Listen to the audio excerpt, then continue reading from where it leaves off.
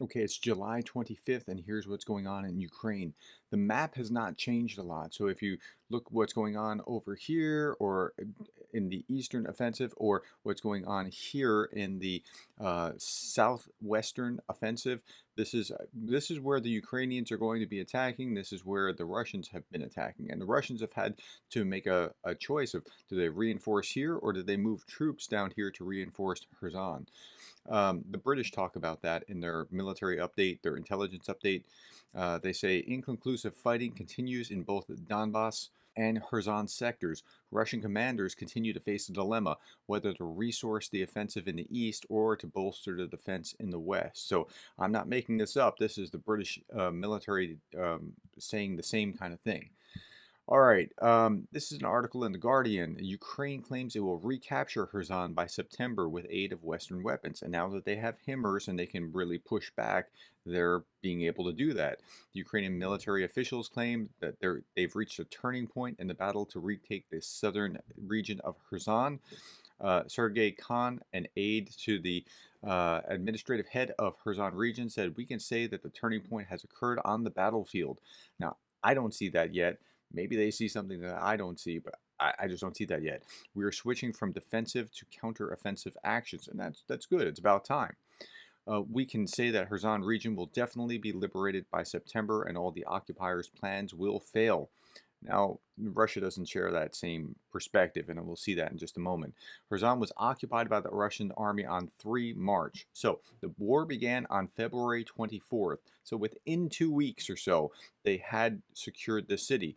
Part of the reason was that the security agents failed to blow up a bridge that gave them easy access into the region. Last week, Ukrainian forces targeted that bridge with U.S. artillery. The Institute for the Study of War said, and I quote the Institute for the Study of War regularly because they're a very valuable source, the Ukrainian strikes have damaged all three Russian controlled bridges leading into Kherson city as of last week. So this is the city, and here are the bridges, and that's what's going on there. So Khan says that in his last operational update on Sunday, that Kherson was occupied from the first day of, and Russia really believed that it would be able to hold a referendum and create a Kherson's People's Republic. And they have talked about that kind of thing. They've talked about how they were going to hold a referendum.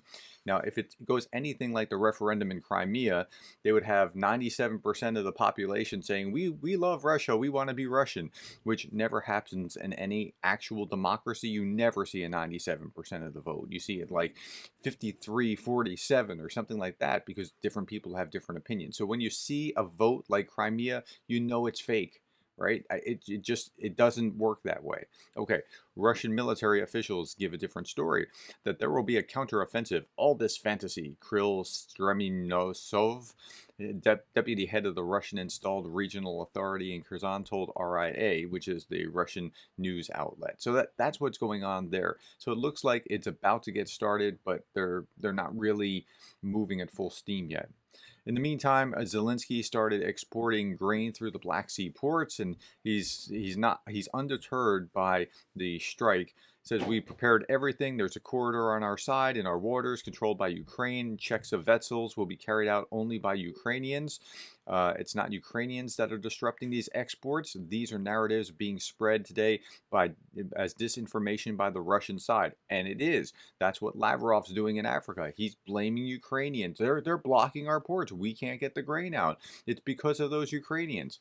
He says, we trust in Turkey and the UN, and this is Zelensky quoting again. And then the question for the UN and Turkey is, how much will they be able to control the Russian Federation, which, as it turned out, can fire missiles even after agreements? I mean, so I've done a lot of thinking about this. Like, why would they fire the missiles 12 hours after the agreements? And I think I know. And it's less about military and more about like psychological warfare, and we'll talk about that in just a moment. Okay, wheat prices are up sharply after strike on Odessa, despite Moscow denying the impact of the attack. So wheat prices rose sharply on July 25th. Russian missiles struck a Ukrainian port of Odessa, Kremlin. Now, originally, what they did was deny it. It wasn't us. We didn't. Like, who else is firing in Ukraine? Nobody else is at war with Ukraine. So, but they denied it. They told Turkey it wasn't us. And then Kremlin spokesperson Dmitry Peskov said on July 25th that the two caliber missiles that landed near a pumping station at the Odessa port were exclusively targeted military infrastructure and were not connected with the agreement of the export of grain. Uh, Foreign press spokeswoman, she said that they sunk a boat, a naval vessel. That was a lie. He's lying.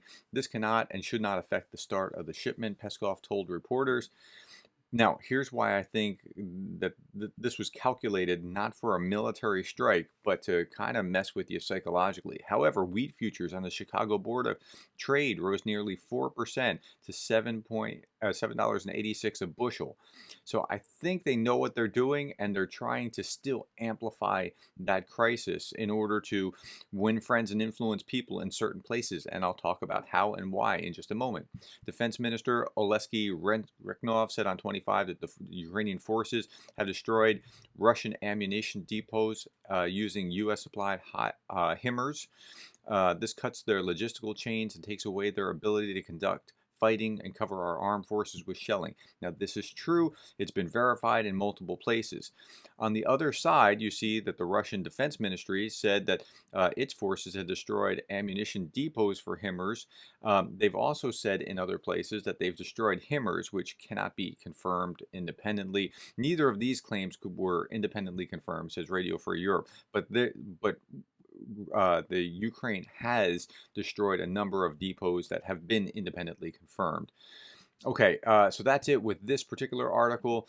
Poland raises 22 Polish, I don't know what you call it, their dollars, their equivalent currency is called the zloty. Zloty. It's 21 zloty to a U.S. dollar, which is why they had to raise 22 million of it in order to purchase a Bayraktar drone for the Ukrainian armed forces. So Lithuania did it, and then I'm not sure who else did it. Turkey did, or some other country did it. Now Poland's doing it, raising this money, crowdsourcing it to buy this weapon for Ukraine. Lavrov. Now, here's what I was talking about earlier, the connection between the wheat prices. Now, this is in The Guardian. Lavrov is in Africa. He was in Egypt yesterday or the day before, and yesterday and the day before, and he's now visiting and arriving in Uganda. Now, this article shed a lot of insight into the mentality of what the Russians are thinking and why they're thinking it. The Russians aren't allowed to play in the European sandbox anymore. No, you're not invited anymore. You're kicked out, and so now they're going to look for other friends and other parts of the playground. That is the world. So they're looking to Africa. Now, follow this. Lavrov, many African leaders have refused to condemn Russia's invasion of Ukraine and accused the U.S. and NATO of starting or prolonging the conflict.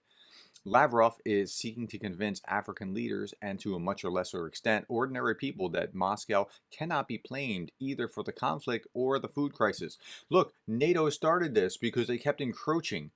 Okay, well, okay, they keep encroaching. What does encroaching mean? It means that your former Soviet satellite states don't like your abuse anymore and run to the West. That's what you mean by encroaching? Moscow was encouraged when the UN General Assembly voted on a resolution condemning Russia for its aggression and demanding a withdrawal from Ukraine, and 17 African nations abstained. Now think about this. This was like 2 weeks after the war started. There was a UN vote. It went 141 to 5, condemning what Russia was doing. It was shortly after the war began. I remember this vividly. 17 African nations abstained, almost half of all of the abstentions. Okay. Now let's go down a little bit further. So Lavrov's trying to make headway with these African nations because now he needs new trading partners.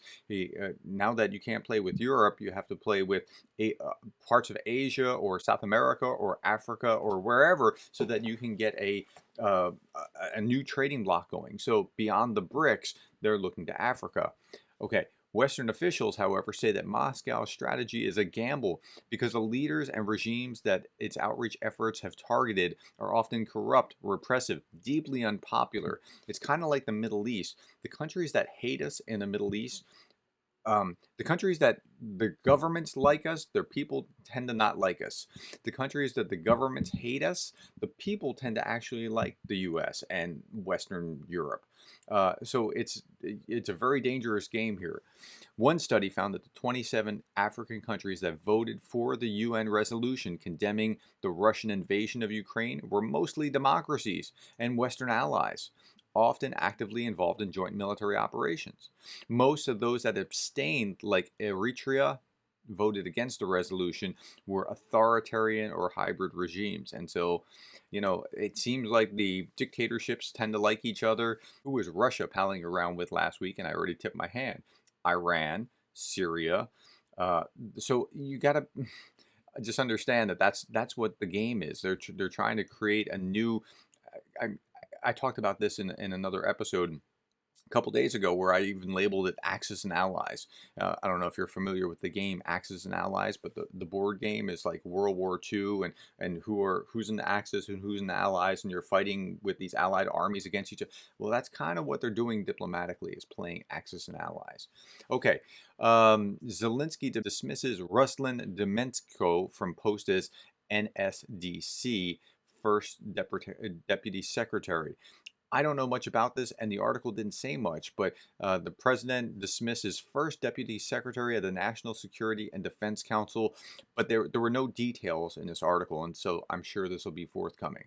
Okay, now we get to the part of this where we get to look at RT and Pravda and just see just how far out there or bizarro world some of these articles are. So this is what the Russians are reading in Pravda.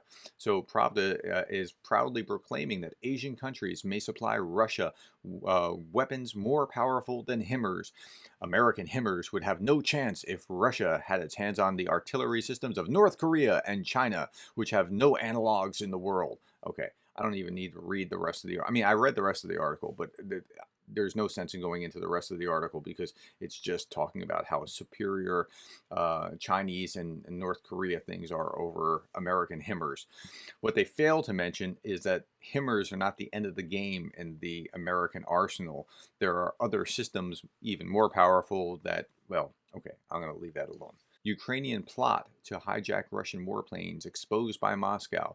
Russian intelligence has claimed that it foiled a sophisticated plot from Ukrainian spies to hijack several military jets. That would have been cool if that was a thing.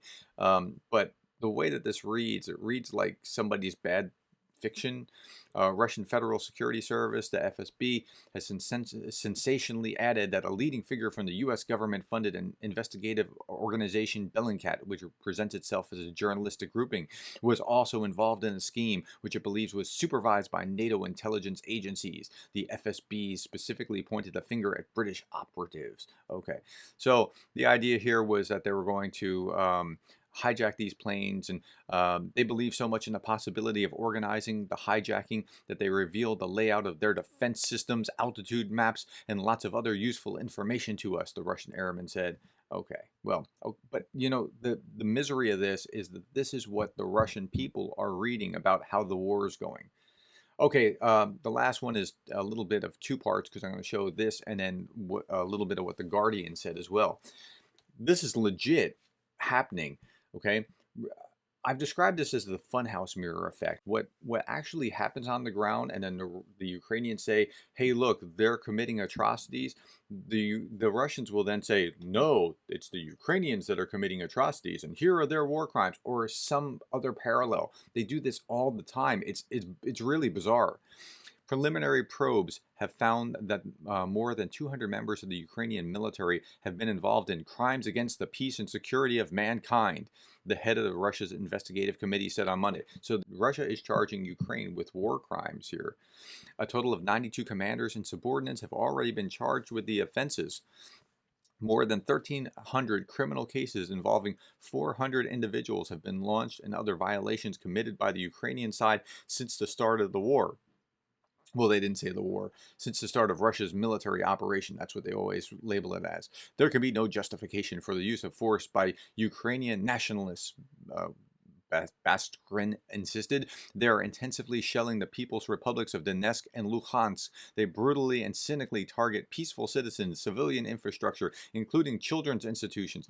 Like, I mean, it's as if they're just like reading what Keefe says and then just saying some reverse and adding some numbers or putting something in. Now, I find this particularly fascinating. In my master's thesis, I studied the Nazis, the Third Reich, and I read Joseph Goebbels' diaries. And he was talking about how propaganda works. Goebbels was their propaganda chief. And I remember reading these and being like, how can you just make up crap? That's what they're doing. They're just making up stuff. During the conflict, Moscow has insisted that its troops never target civilians, only striking Ukrainian forces and military infrastructure. Now, who are you going to believe? RT or your own lying eyes, right? I mean, you can have it independently verified by multiple Western free press agencies, and then they'll say, no, we've never done any of that. This is a patent lie. During the conflict, Moscow has insisted that the troops never targeted civilians. They target civilians regularly. Okay. Anyway, so this little article in The Guardian was also talking about this as well. The head of Russia's investigative committee, Alexander Baskrin, said Moscow had charged 92 members with crimes against humanity and proposed an international tribunal backed by countries including Bolivia, Iran, and Syria. Now, think what they're doing. They're saying, okay, well, Ukraine's calling for an international tribunal. We'll get our own international tribunal. Now, who else is going to get onto that panel? I bet you it's going to be other countries that Lavrov is visiting right now in Africa and others that are playing in that Russian sphere. And so they're going to have competing international tribunals if I'm right. Okay, that's all that I have for today. It is Monday, July 25th. Thank you for your time. I'll see you tomorrow.